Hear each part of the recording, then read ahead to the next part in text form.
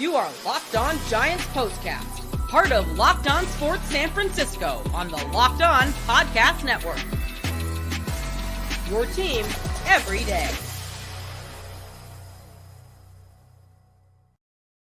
Yo, what's up, everyone, and welcome back to the Locked On Giants Postcast. I'm your host, Eric Triple E Engel. You may know me as the former producer for the Murph and Mac Morning Show on KMBR. And today, man, we finally wrap this one up in Washington as the Giants outlast the Nationals in an absolutely grueling marathon-type game that featured 2 rain delays and lasted more than 5.5 hours, man. Final score, 9-5. The Giants took a 3-run lead late in the 9th, but Doval gave them all back in the bottom half of the frame as he gave up a 2-out, 2-strike, 3-run bomb. But the Giants responded with 4 more runs in the 10th, which was more than enough for Taylor Rogers, who shut things down to finally bring this one to an end. We'll break it all down, but first, I want to thank you for watching us on the Locked On Sports San Francisco YouTube channel. Please, if you aren't already subscribed, hit that subscribe button right now. Thanks also for listening on the Locked On Giants podcast feed. However you're tuning in, we appreciate it. And make sure to check out the Locked On Giants Daily Show for more in-depth coverage. Ben Kaspick does a great job. Today's episode is brought to you by Game Time. Download the Game Time app, create an account, and use code LOCKEDONMLB for $20 off your first purchase. Terms apply. The Giants, man, this one was...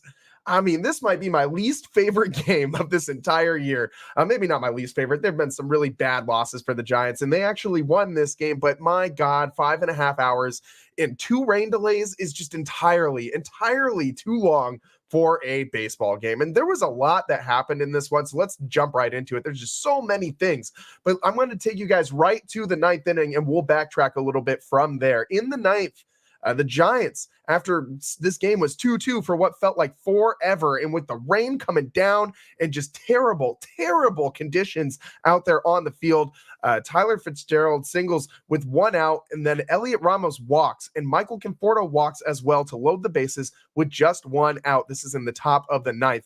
Then Matt Chapman strikes out in an absolutely huge moment where the Giants were, down bad with runners in scoring position in this one. At one point, they were just 1 for 11. I think it was after that strikeout by Chapman that they were sitting at 1 for 11 with runners in scoring position. But then Mark Canha, who had an absolutely unreal day at the plate for the Giants, comes up with a 2-out double with the bases loaded. The ball actually squirted into the dugout too when Call tried to make the play at third base, tried to make the throw to third, and it kicked out into the Giants dugout. Canha is able to take that extra base, and it clears the bases.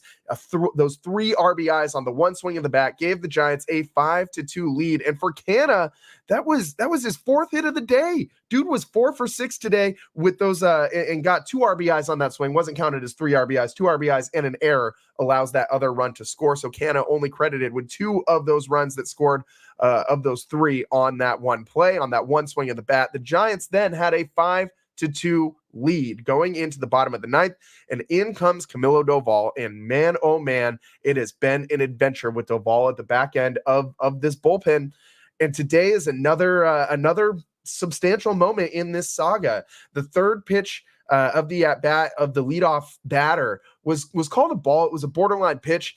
And after he looked okay the first 2 pitches, and after that third pitch, man, his body language changed, and he just started, it seemed to really mess up his rhythm. It seemed to get in his head, and he kind of paused there for a second, gave the ump a little stare down after he didn't get that call. And after that, Camilo Doval just did not have his location today. And I know he's pitching out there in just really terrible conditions. I've said it before on the show. I don't want to judge anybody on one outing in the rain that's just terrible, but this isn't just one outing for Doval. He's done this in all types of weather. Inclement weather doesn't really have an effect. I'm not going to say doesn't have an effect, but we've seen him pitch well in inclement weather. We've seen him not pitch well in inclement weather. Obviously, that slider wasn't working very well today. Trying to throw any breaking pitch in that garbage that they were forced to play in is just not feasible. But this guy was missing bad, like not close misses. And it looked like he's started to get into his head. He walked a bunch of guys up there and then eventually gives up a 3-run bomb, barely got out down the left field line. After the 2 walks, he gives up this big home run and it ties the game at 5 runs each.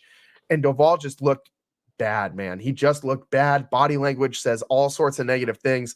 And that's been a thing that we've dealt with Doval for a while now. And I've said it about Birdsong. I'm not going to rip a young guy for doing it, but Doval at this point is a veteran and he knows what the situation is. He's got to keep that next pitch mentality and push through if he wants to remain the closer for this team. At this point, it really pains me to say it. You guys know how much I love Camilo. One of my all-time favorite Giants, maybe not all-time favorite Giants, but one of my favorite Giants in the last 10 years for sure. Maybe my favorite Giant over that stretch personally. But it's getting to be that point where we have to look at other options in the ninth inning. And it pains me to say this. I love Camilo. I wanted to go get a 75 gamer earlier this year, and I'm still probably going to get one at some point. Let's be real. But this has been a very tough season up and down for Doval. Even when he's registered saves, it hasn't come on very good outings sometimes. And I mean, his ERA over 4. He's had some really, really, really tough moments this season where he's looked like he's completely gone off the rails and has no sense of rhythm or feel with his pitches up there. And he's just chucking. And that's what it looks like he's doing right now, is just chucking it and hope it gets over the plate. But in this one, he gives up that 3-run jack, ties it at 5. I should mention that 3-run jack was a cheapie. I mean, if it's a cheap shot, if I've ever seen a cheap shot, that ball was only hit 93.4 miles an hour off the bat, doesn't registered as a hard hit ball, and only traveled 351 feet, an expected batting average of .030. But this one, I mean, it was going to go out in exactly one spot in the yard, and it went to that one spot, and it went out. So some bad luck, but also we can't just keep calling these Camilo Doval failures bad luck when they happen this often. And yes, maybe this one swing of the bat had a little bit of luck involved, but you know what? If Doval doesn't walk those 2 guys, that home run doesn't hurt you as much, and the Giants still win this one in 9 innings. Now, the Giants were able to come back in the top of the 10th after after Doval had given up the lead. He was able to get out of the inning still with the game tied. So that was essential, because in the 10th inning, the Giants, after this very long rain delay, because it felt like a third rain delay, honestly, where the grounds crew was just taking out bags and bags and bags of dirt, trying to get this infield, which looked like a puddle. I mean, the whole thing was just shiny on the broadcast. I mean, even the outfield warning track too. I mean, it looked like the whole thing was just turning into a swimming pool out there. And it took the grounds crew a solid 15 minutes to get that field playable after we came back from commercial break on NBC Sports Bay Area. So, I mean, Dave Fleming, he called it a Sisyphean task, which I thought was just a great word, great verbiage from Dave Fleming, painting all those word pictures. And I mean, if you guys aren't, Greek mythology buffs, Sisyphus is the guy who kind of cheated death, and the gods were upset with him. The Greek gods were upset with him. Was generally not a good dude, and so they punished him to push a boulder up a hill for all of eternity, never ever ever achieving the top of the mountain, but forced to push this boulder up this mountain just forever. And essentially a never-ending, impossible task to complete. And that's what Dave described the grounds crew trying to get this field ready to go as a Sisyphean task. I mean, that was perfect description for this, because this field was, I mean, borderline unplayable. I don't know how much longer they could have gone in this one if this game had kept dragging on with that rainstorm continuing to come in. They had to finish this one, and they thankfully somehow were able to get this in. There was no other time that the Giants could have made up this game, with this being the final game of the series. And in the Giants only have really one East Coast road trip back in the rest of the year when they go play the Orioles. And the Nationals don't have scheduling availability to make up a game at that point in time. So it would be an absolute disaster if they weren't able to finish this one. I really don't know how they would have been able to fit this game in throughout the rest of the season, which is why they played on through this just terrible, terrible conditions. For the Giants, though, in the top of the 10th, those conditions didn't matter once they started actually playing back again on that field after that 15-20 minute delay. With the ghost runner, the Manfred man at second base was Encarnacion, and he doesn't run super well, but Mike Yastrzemski, first at bat of that inning, ground ball up the middle. Abrams is shaded over towards the hole at second base, playing short, and the ball goes right to him. And for some reason, Encarnacion, maybe he just didn't know where the shortstop was on the play. He broke immediately for third base. And I mean, this guy was dead to rights heading to third. He's not a fast runner. Somehow, some way slides under the tag at third with like a little swim move on the head first slide and grabs that very edge of the base and somehow evades the tag, safe at third. Just an amazing slide by Encarnacion, and ultra aggressive move. Giants really just trying to end this game is what it seemed like. Then up comes Brett Wisely, and he lays down probably the best bunt I've seen a Giant lay down in years, all season for sure. Definitely the best bunt of the season, the best one that I can remember in recent years. I mean, this one went right past the pitcher. It was hard enough to get it into that no man's zone between the pitcher, the second baseman, and the first baseman in the infield grass. And it ends up being a base hit, and it scores Encarnacion. Giants take a 6-5 lead. Yaz heads over to second base. Then Patrick Bailey, a bunt back to the pitcher, tries to get the out at third, spins and throws, and it hits Vargas right in the glove, and he drops it. Everybody's safe on the plate. Giants then have the bases loaded, and after Fitzgerald pops out to shortstop and Ramos swings and misses at a ball that was not close to the strike zone, but in the pitch sequence, it made sense why Ramos swung at that pitch. The Nationals pitcher at that point was doing a good job tunneling that fastball with that changeup, and that changeup, although it didn't start in the strike zone, looked like it was going to travel there out of the hand, and it just never did. Ramos, we'll give him some. It looked like a bad strikeout, but it wasn't as bad as it looked in the moment. Although in that situation where the Giants have one out and the bases loaded in a 1-run lead in extra innings, you need to come up with a hit there. Thankfully, Michael Conforto, who might have had the best road trip of any Giant in this last week, a jam shot bloop single, scores 2 more runs for the Giants, and it was a 96-mile-an-hour four-seamer off the plate inside on the hands, and he somehow lifts it into the outfield. Great piece of situational hitting by Conforto, knowing what he needed to do.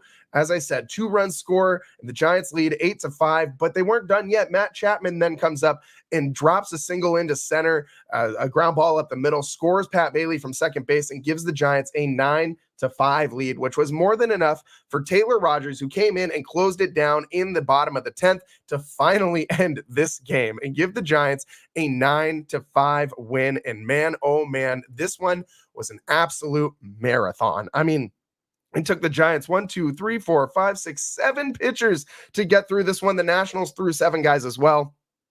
Kyle Harrison, he lasted 4.2 innings, gave up 5 hits and 2 runs and 3 strikeouts, but had to get up and then get down and then get back up again because of that rain delay. And it really affected him. It affected the National starter as well. Hers, he didn't come back out.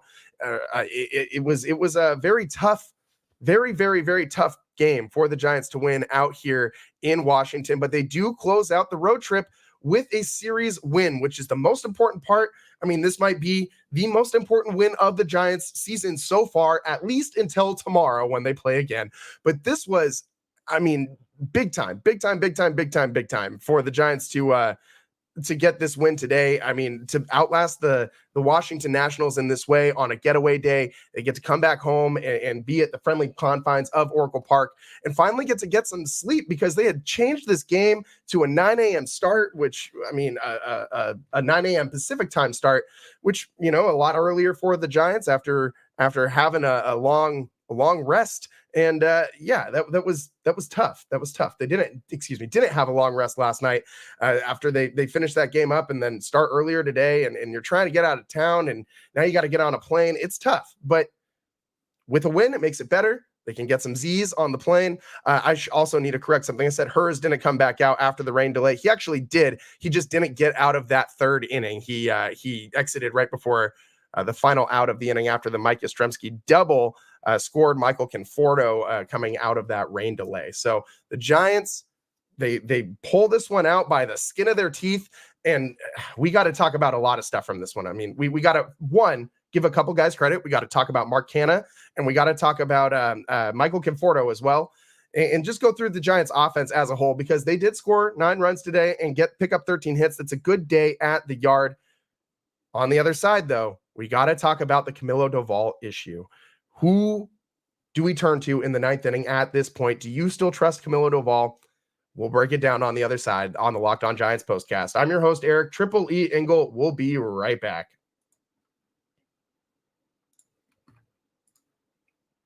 Today's show is sponsored by Game Time. Game Time is an authorized ticket marketplace of Major League Baseball, which makes getting tickets faster and easier. Prices on the Game Time app actually go down the closer it gets to the first pitch. With killer last-minute deals, all-in prices, views from your seat, and their lowest price guarantee, Game Time takes the guesswork out of buying MLB tickets. I love the last-minute deals where you can save up to 60% off buying last minute for sports, concerts, comedy, whatever you're into, they got it. Zone deals are pretty sweet too. If you know you want to go see the Giants and you know you want to sit in a specific part of the yard, like maybe up on the right field wall, get some arcade action in there. Maybe you want to, head out with the family, sit in club. You just choose the section and let Game Time choose the seats, save even more money. And of course, you got to love the all-in pricing. Make sure to toggle this feature on to show the total upfront with no surprise fees at checkout. I hate surprise fees, so this sounds great to me. Take the guesswork out of buying tickets with Game Time. Download the Game Time app, create an account, and use code LOCKEDONMLB for $20 off your first purchase. Terms apply. Again, create an account and redeem code LOCKEDONMLB for $20 off. Download the Game Time app today. Last minute tickets, lowest price, guaranteed.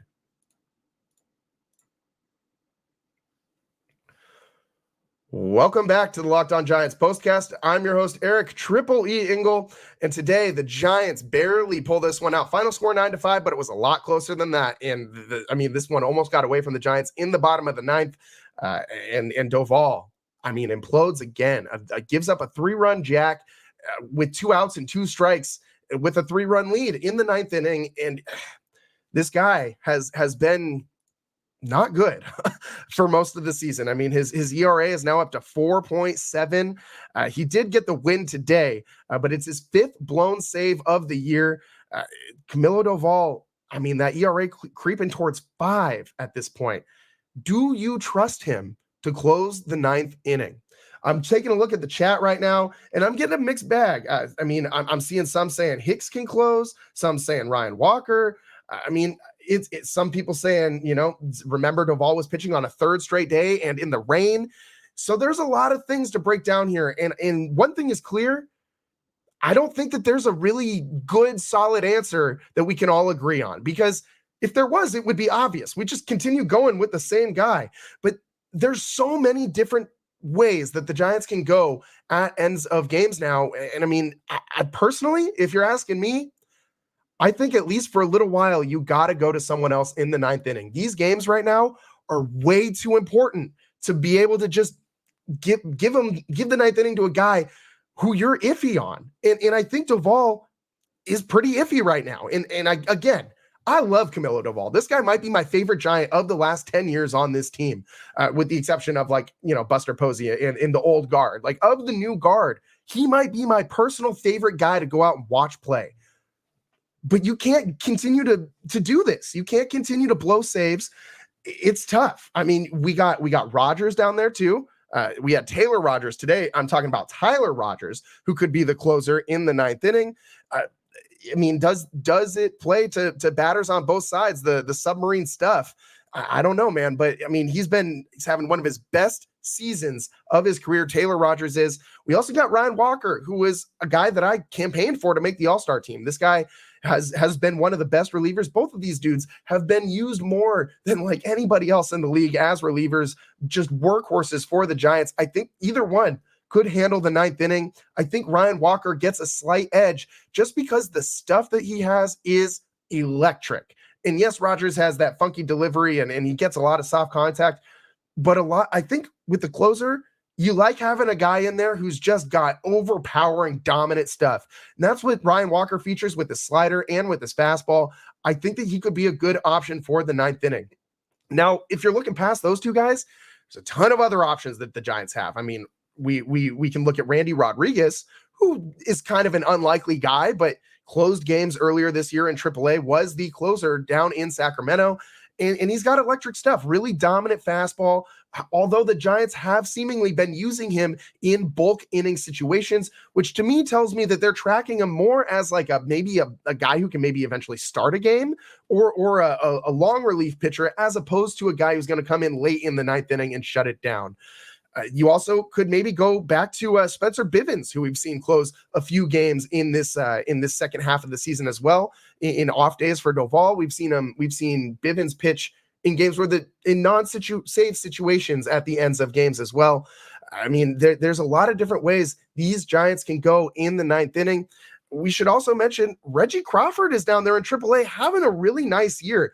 And that would be a really quick path to the big leagues for if Reggie did in fact get called up this year.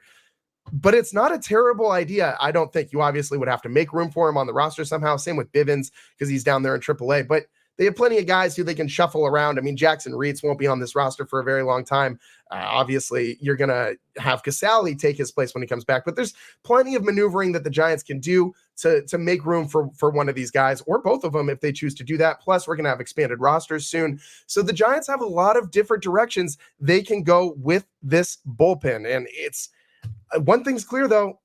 I don't think that the guy they can go to is Camilo Doval. The other guy that we didn't talk about, Jordan Hicks. Now that he's officially moved fully to the bullpen, maybe we want to see him in the ninth inning. Another guy with really electric stuff, a dominant fastball.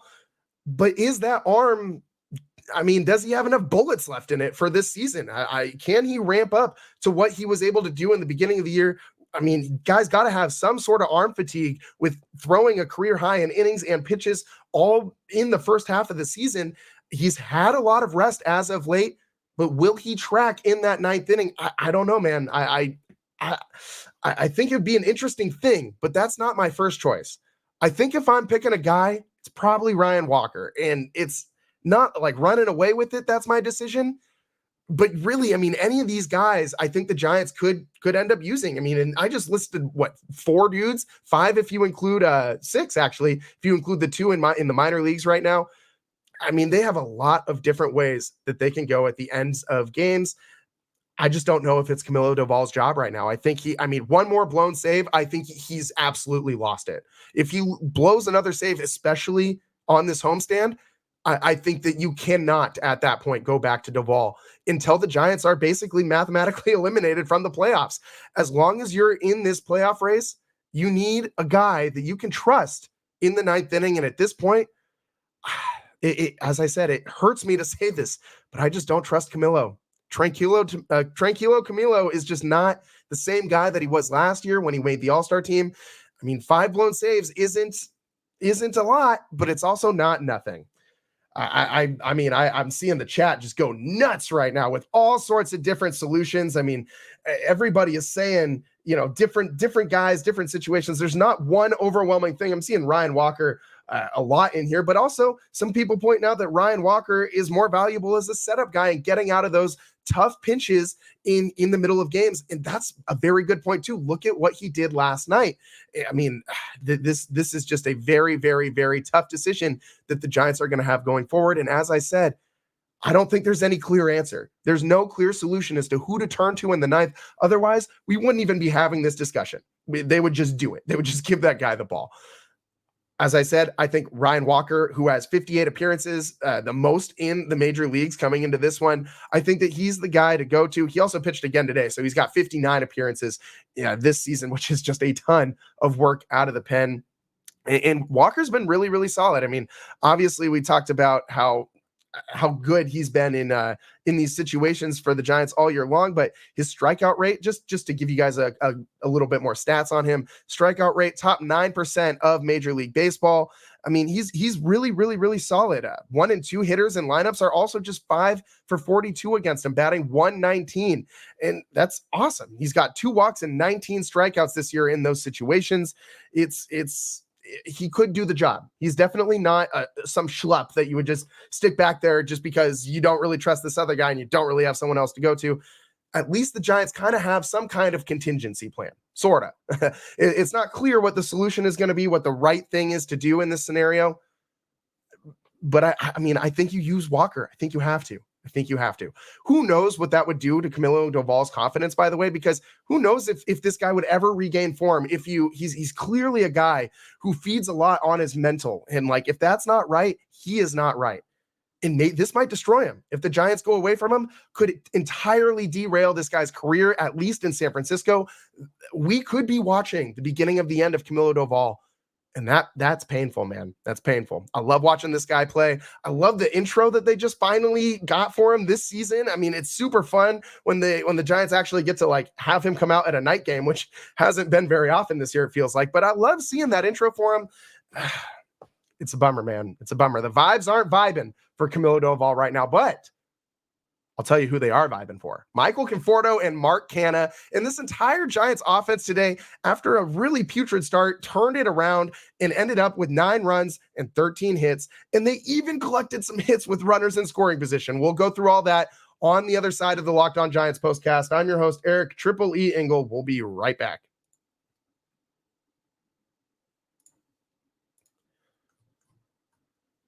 Today's show is sponsored by SupplyHouse.com. Get supplies from the site that's made for the skilled trades, SupplyHouse.com. SupplyHouse.com is the reliable way to order plumbing, HVAC, and electrical products online.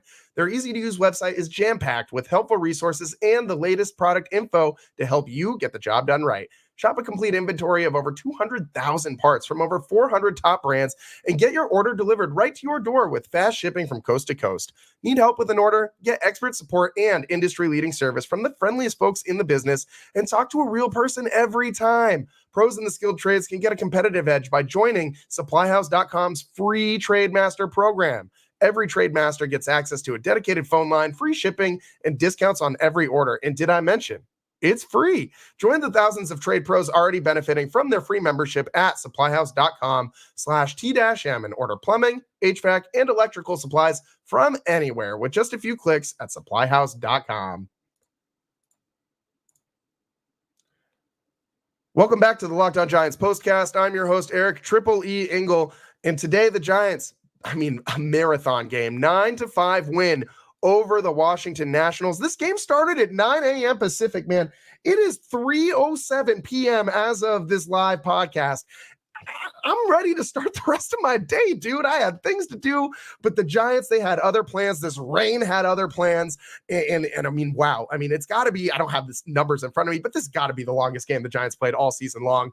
This was just a marathon, a grueling game, which featured 7 pitchers for both teams and a ton of just weird play. I mean, 4 errors for the Nationals to help the Giants win in this one, and just a tough day to play in that inclement weather, in those terrible conditions.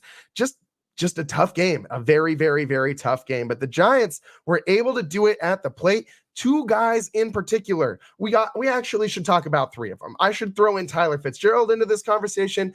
Let's get his out of the way first. He had 3 steals today, which is huge. I mean, it was, they weren't in like particularly big situations. He got left on base a couple times after stealing bags and things like that. But his 3 steals in one game is the most by a Giant since 2015, since Angel Pagan did this back in September of 2015. I mean, wild. September 13th against the San Diego Padres.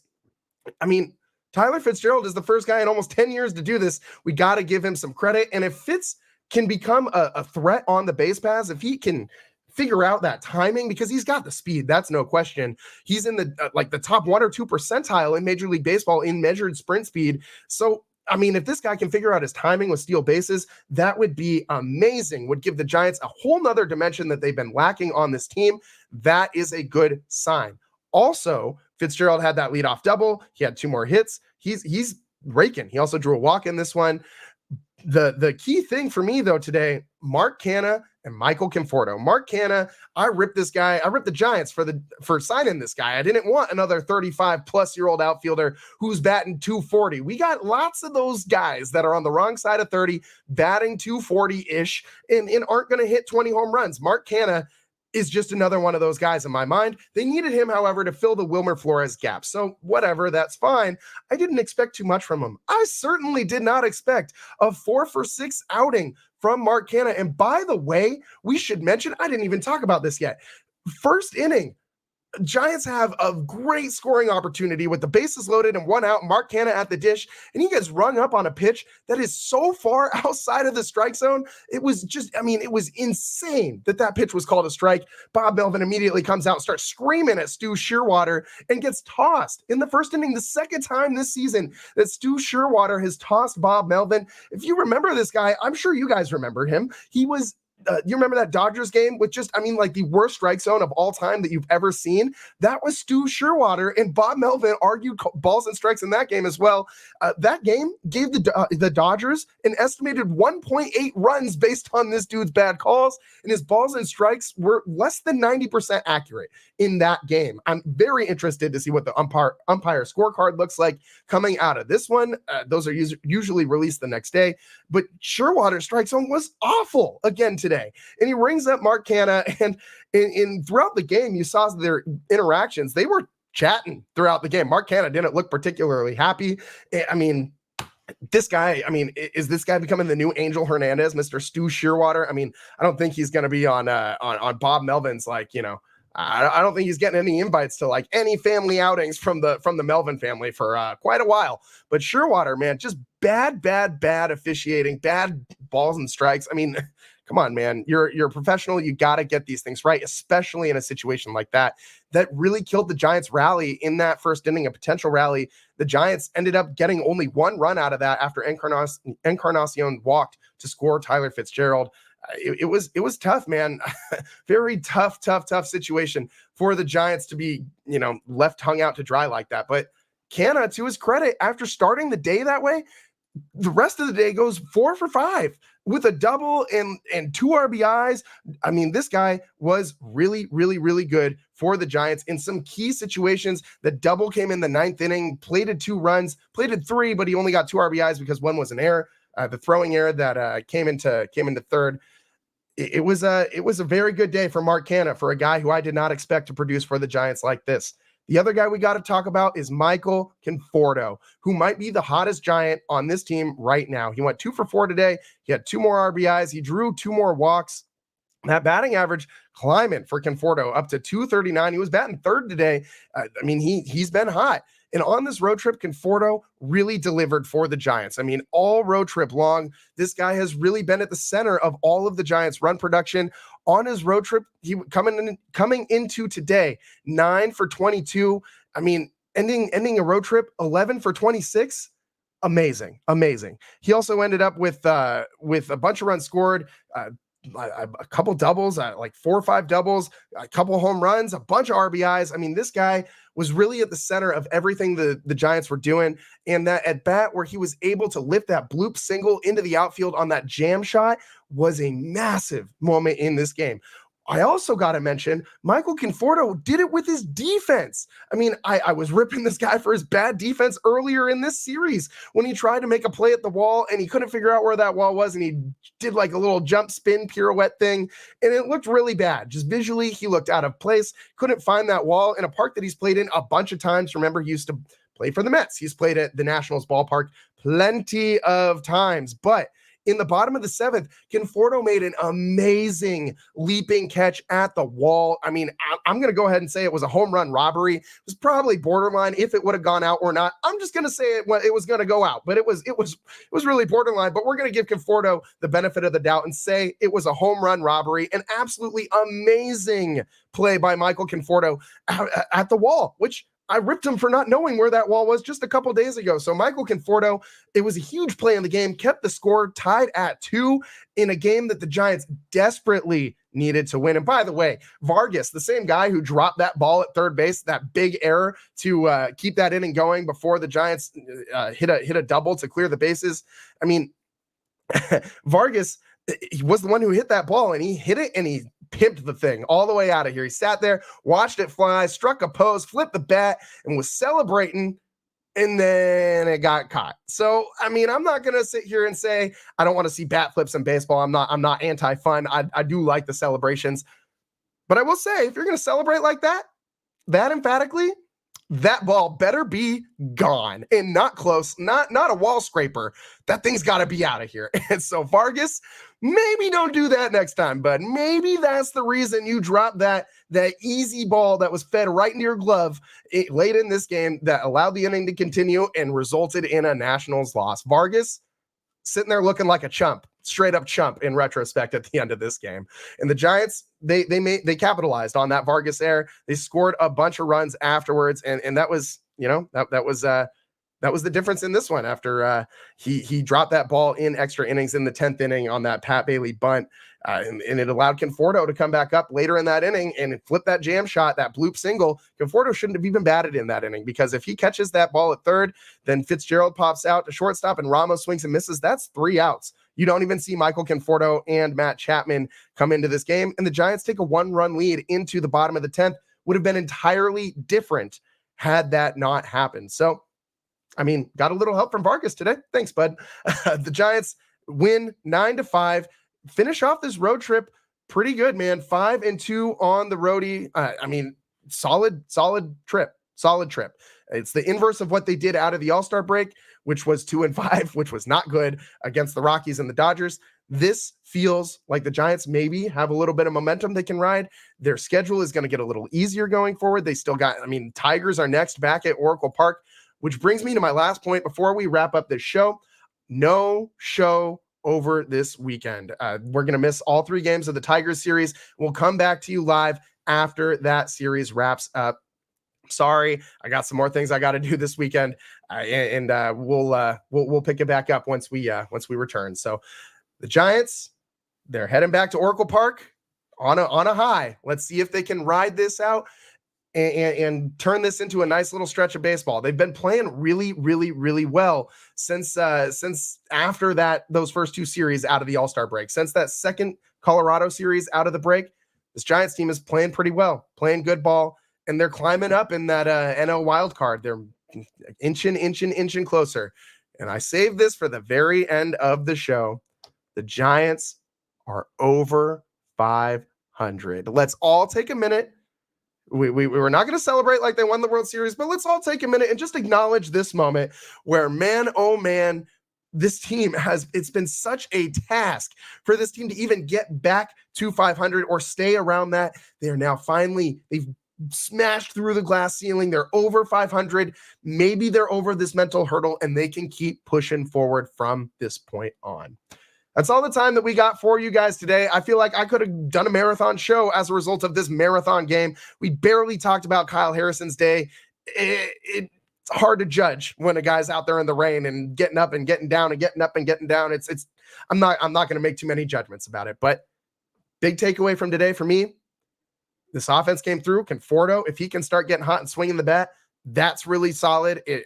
Canna, whatever he can add to this team is great. But the biggest takeaway is Camilo Doval. Trouble in the 9th inning on the back end of this Giants bullpen. It's a nice stretch of baseball you got going right now. If you want it to continue, you need to have a guy that you trust in the 9th inning. And I don't know that Camilo Doval is that guy right now. That's all the time we got for you guys today on the Locked On Giants postcast. Remember, no show during this Tigers series. No show Friday, no show Saturday, no show Sunday. We'll come to you live after that series wraps up. Thanks for tuning in. Appreciate you guys. We'll see you next time. Peace.